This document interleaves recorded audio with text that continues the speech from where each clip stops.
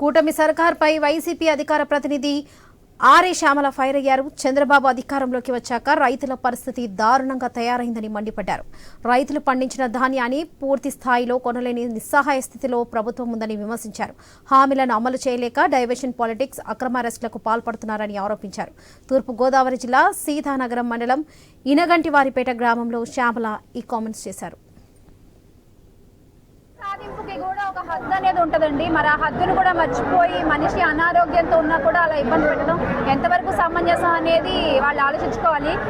చంద్రబాబు నాయుడు గారు కొన్ని రోజులు జైల్లో గడిపిన తర్వాత అనారోగ్యం అని చెప్పి, కళ్ళు కనిపించట్లేదని చెప్పి, మరి నడవడానికి చేత కావట్లేదని చెప్పి బయటకు వచ్చి మరి ఆయన బెయిల్ మీద బయటకు వచ్చిన విషయం మనందరికీ తెలిసిన విషయమే. జరిగిందే చెప్తున్నాను నేను. మరి ఈ రోజున ఒంట్లో బాగాలేని మనిషిని మనం కళ్ళతో చూస్తున్నాం ఎంత ఇబ్బంది పడుతున్నారు.